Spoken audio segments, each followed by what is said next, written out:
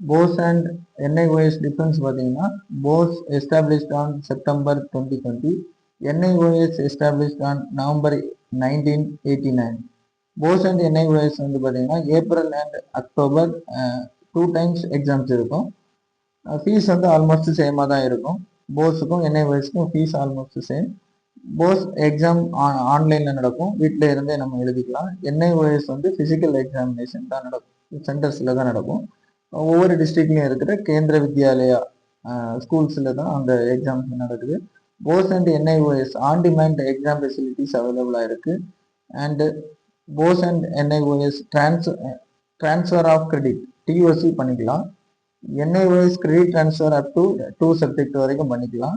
பிஓஎஸ்எஸ்சியில் credit transfer வந்து up to 4 subject வரைக்கும் பண்ணிக்கலாம்.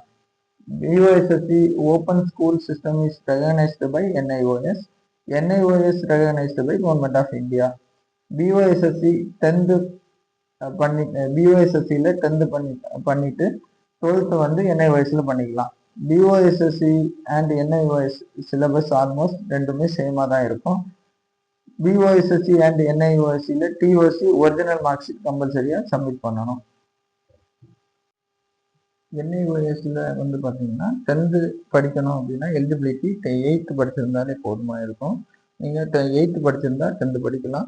அதே மாதிரி 10th படிச்சிருந்தா நீங்கள் டைரெக்டாக 12th படிக்கலாம். இதுக்கான ஏஜ் லிமிட் இருந்தால் போதுமானது. அப்படி இருந்துச்சுன்னா 8th படிச்சுட்டு டைரெக்டாக நீங்கள் ஏஜ் இருந்துச்சு அப்படின்னா 10th படிச்சுக்கலாம். 10th படிச்சுட்டு ஏஜ் இருந்து அப்படின்னாக்க நீங்கள் 12th படிச்சுக்கலாம். NIOS and BOSSC 10th and 12th regular coaching கொடுத்துட்டு இருக்கிறோம். ஹாஸ்டல் ஃபெசிலிட்டிஸ் ஃபார் கேர்ள்ஸுக்கு வந்து ஹாஸ்டல் ஃபெசிலிட்டிஸ் அவைலபிளாக இருக்குது.